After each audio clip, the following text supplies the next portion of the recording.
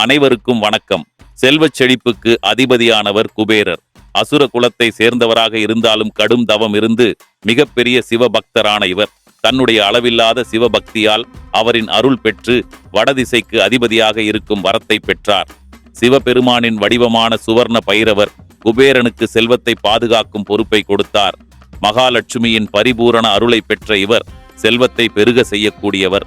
பணக்கார கடவுள் என சொல்லப்படும் திருப்பதி ஏழுமலையானுக்கே கடன் கொடுத்தது குபேரர்தான் என சொல்லப்படுகிறது. திருப்பதி கோவிலில் உள்ள குபேர கிணற்றின் மகிமையால் தான் திருப்பதி கோவில் உண்டியலில் மட்டும் கோடிக்கணக்கில் பணம் கொட்டிக் கொண்டே இருப்பதாக சொல்லப்படுகிறது. பணம் நம் வாழ்வின் அன்றாட தேவைகளை நிறைவேற்றுவதிலும் நம் இலக்குகளை அடையும் பயணத்திலும் முக்கிய பங்கு வகிக்கிறது.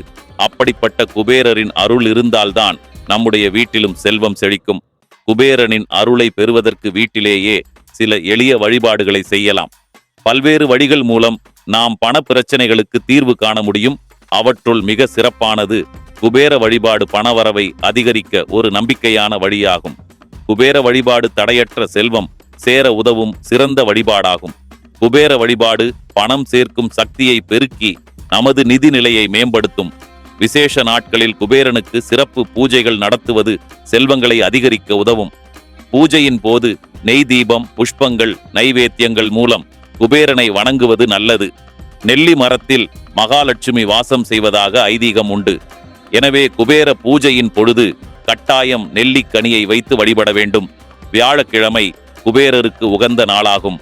வீட்டில் லட்சுமி குபேர விளக்கு பூஜை செய்வதால் குபேரரின் பரிபூரண அருளை பெற முடியும். இந்த நாளில் பூஜை செய்து தொடர்ந்து வெள்ளிக்கிழமை காலை மகாலட்சுமி பூஜையும் செய்வதால் லட்சுமி குபேரர் இருவரின் அருளும் ஒருங்கிணைந்து கிடைக்கும். ஏனெனில் வியாழக்கிழமை மாலை தொடங்கும் குபேர காலம் மறுநாள் வெள்ளிக்கிழமை காலை வரை நீடிக்கும். இந்த குபேர காலத்தில் செய்யப்படும் பூஜைகள் மிகவும் பலன் தரும்.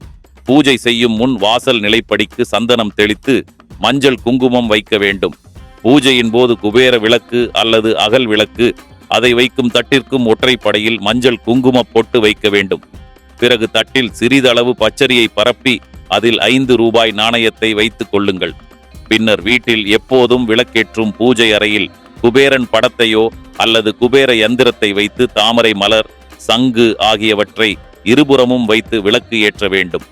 குபேர விளக்கு அல்லது அகல் விளக்கில் நெய் அல்லது நல்லெண்ணெய் ஊற்றி பச்சை நிற திரி அல்லது பஞ்சு திரியை பயன்படுத்தி விளக்கை ஏற்ற வேண்டும்.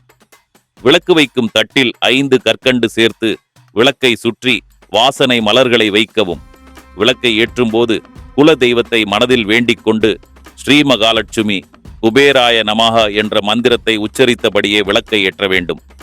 குபேருக்கு மிகவும் விருப்பமான உணவு அவல் என்பதால் அவளுடன் சிறிதளவு பால் மற்றும் சர்க்கரை சேர்த்து நைவேத்தியமாக படைத்து வழிபட வேண்டும்.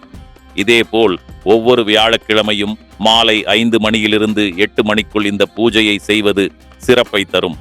விளக்கை ஏற்றிய பின்னர் குபேர மந்திரத்தை 108 முறை உச்சரிப்பது சிறப்பு. பூஜையின் போது சாம்பிராணி, ஊதுபத்தி போன்ற தூபங்கள் நிலைவாசலில் தொடங்கி வீடு முழுவதும் காண்பிக்க வேண்டும்.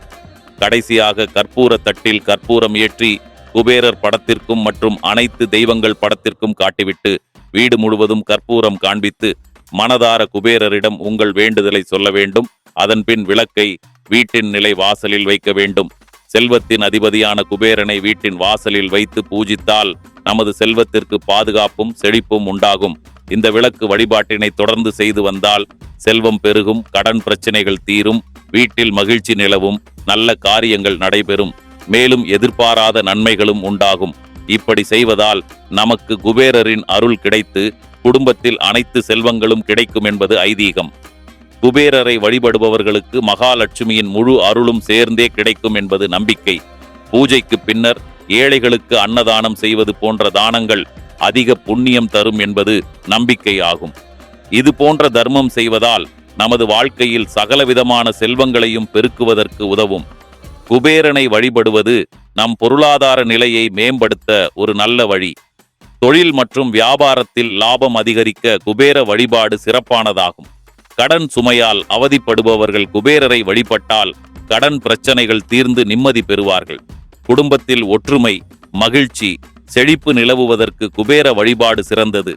மேலும் நோய் நொடிகள் இல்லாத ஆரோக்கியமான வாழ்க்கை பெறவும் குபேர வழிபாடு உதவும். அனைவருக்கும் மகாலட்சுமியின் அருளும் குபேரரின் பரிபூர்ண ஆசியும் கிடைத்து வாழ்க்கையில் மேம்பட குபேர வழிபாடு மிகச் சிறந்தது. ஆன்மீக புரிதலில் டிவைன் சந்திரன்.